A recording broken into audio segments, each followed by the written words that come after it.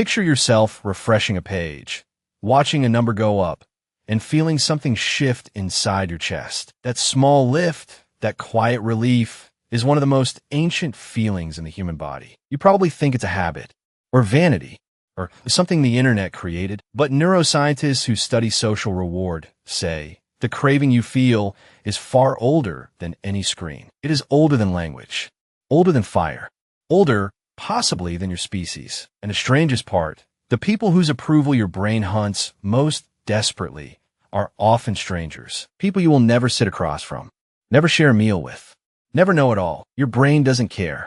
It was never designed to tell the difference. The real reason your brain craves approval has nothing to do with confidence or self-worth. It has everything to do with survival and a social world your nervous system still believes it lives in. But the real answer is far stranger than even that. Think of the last time someone's silence felt like a verdict. How long did it stay with you? Here is the question nobody asks. Why would a brain that evolved for survival care what a stranger thinks? For most of human prehistory, there were no strangers. Your entire world was a group of roughly 150 people. Every person in that group could feed you, protect you, or abandon you. Their opinion was literally life or death. To be rejected by the group was not embarrassment. It was a death sentence in slow motion. So your ancestors' brains evolved a fierce, almost obsessive monitoring system, tracking social standing at all times. That system is still running inside you right now, scanning for signals of approval and rejection constantly. And here is the problem. That ancient system never learned to filter by relevance. It treats all eyes as equal. A stranger on the internet, a colleague in a meeting, a passerby glancing at you. Your brain logs them all. The stakes couldn't feel more different. But your nervous system doesn't feel the difference at all. To understand why, you need to go back roughly 1.8 million years to a hominin standing on an open savanna. Early Homo erectus did not survive alone. No claws, no speed, no thick hide, only the group kept it alive. Primatologist Dr. Dunbar spent decades mapping the relationship between brain size and social group complexity. His finding reshaped how scientists understand the human neocortex. It didn't grow to solve math.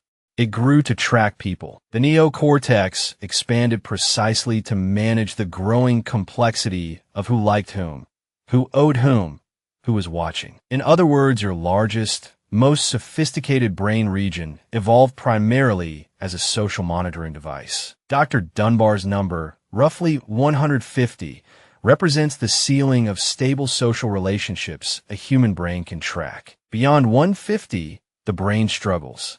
Villages split, organizations layer, but the monitoring circuitry stays fixed at that ancient scale. Now consider modern humans interact with thousands of people on screens, in crowds, across entire cities. Your brain is running 150-person software in a world with 7 billion people. It was never updated, which means every notification, every glance, every pause in a conversation floods that ancient circuit with the same urgency. The same urgency your ancestor felt when a rival stopped greeting them at the fire. But the social monitoring system doesn't work alone. It is wired directly to your brain's reward machinery. Neuroscientist Dr. Lieberman spent years imaging human brains during social events. What he found was striking. Social acceptance activates the same dopamine pathways as food, warmth, and physical safety.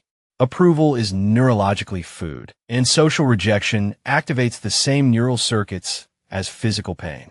Your brain processes a snub like a bruise. This is not metaphor. Neuroimaging data shows the anterior cingulate cortex lights up for both rejected friendships and broken bones, which explains something you've probably noticed. Social pain can linger for days. Physical pain typically fades faster. Your brain replays rejection scenarios the way it rehearses escaping physical threats, searching for a solution that never comes. Here is what Dr. Lieberman's research revealed next. And this is the part that complicates everything. The brain's default mode network, the system active when you're doing nothing, is primarily a social simulation engine. When you stare at a ceiling, your brain is not resting. It is running simulations how others see you, how they might react. The brain's idle state is social rehearsal. Doing nothing is neurologically practicing belonging. This means the approval craving circuit is not a flaw you can switch off. It is the default factory setting of the mind. Every quiet moment, the shower, the commute, the pause before sleep, your brain volunteers to audit your social standing. Unsolicited, automatic, ancient. Now here is where the second wave of evidence makes this stranger still and points toward a mechanism nobody anticipated. Anthropologist Dr. Henrik studied how cultural learning shapes human survival and uncovered something fundamental. Humans do not innovate primarily through individual discovery. They survive by copying the most successful, respected individuals. Your ancestors scanned their group constantly, not for threats, but for who held the highest status and how to become like them. Prestige, Dr. Henrik argues, is a specifically human form of social currency, distinct from dominance or brute power. Prestige meant others chose to watch you, imitate you, and include you. Prestige was contagious, survival information, and the fastest signal of prestige was attention, the gaze and approval of the people around you, which means your brain evolved to treat attention from others as evidence of your survival value to the group. Approval from others wasn't flattering. It was a data signal. It meant you were useful, keep you close, copy you. No approval or active rejection meant the opposite. The group's calculus had shifted. You were expendable. Now, translate that into a modern context. The number that goes up on a post. The like, the comment, the share. Your brain is not reading entertainment metrics. It is reading survival signals from a tribe that no longer exists. The tribe is gone. The signal remains. And the brain cannot tell the difference between the two. Here is the twist that changes how you understand every interaction you have ever cared about. The approval your brain craves is not a need for validation. It is a misrouted survival signal with nowhere to land. Your nervous system is trying to complete a loop, check status, receive signal, confirm safety, that the modern world never closes. Ancient humans could close the loop. A nod from the group leader, a seat at the fire, a shared laugh, signal received. Modern approval loops never close. More likes do not silence the circuit. More followers do not satisfy the monitoring system. Because the system was never calibrated for strangers, and no amount of stranger approval can substitute for the felt sense of belonging. This is the cruelest irony of the approval loop. The more strangers' eyes are on you, the more exposed the ancient circuit becomes. The bigger the audience, the louder the alarm. The brain reads mass attention as mass scrutiny, potential mass rejection, which is why some of the most visible people on Earth report the most crushing loneliness. Millions of approvals, zero closed loops. The circuit keeps running louder than ever. And here is what makes it even stranger. The brain doesn't require real approval to trigger the craving. Imagine disapproval, a tone of voice you misread, a text that took too long, fires the same rejection circuits. Your brain runs threat simulations constantly, anticipating rejection before it happens, protecting against a social wound that may never land. In a 150-person world, this hypervigilance was a life-saving reflex. In a world of billions, it is exhausting. It is a smoke detector, so sensitive it fires when someone makes toast. So what does this mean for you right now in the world you actually live in? It means that the mild anxiety you feel before posting something is your ancient status monitoring circuit performing its job. The rehearsed explanation you mentally prepare for a meeting is your brain running prestige maintenance subroutines. The conversation you replay at 2 a.m., adjusting what you should have said, is social threat rehearsal, unchanged since the savannah. None of these are weaknesses. They are ancient tools, still running, confused by the scale of the world. But knowing what they are changes how much power they hold.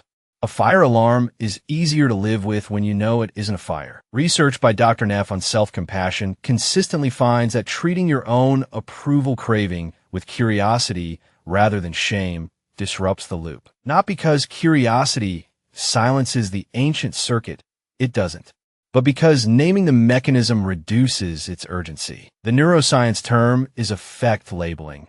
Putting words to a feeling reduces activity in the amygdala by measurable degrees. My brain is running a 1.8 million year old survival check. That sentence alone begins to discharge the alarm. And something else emerges from the research that the approval craving system actually responds to. Not stranger approval, not follower counts, not performance metrics. Small, consistent, reciprocal connection with people you actually know. The kind of approval that closes the loop, a real response from a real person in real time. Your brain cannot be tricked with scale, but can be satisfied with depth. That distinction is everything. The circuit wasn't built for numbers. It was built for names, real, known, present people who see you and stay. So picture yourself refreshing a page, watching a number go up, and feeling something shift inside your chest. You know something now that you didn't know at the beginning. That lift is a misrouted signal from deep in human prehistory. It was never about confidence, never about vanity, never about the internet. It was always about survival. The eyes of strangers still feel like the eyes of the group, because for almost 2 million years, they were the same thing. Your brain hasn't caught up.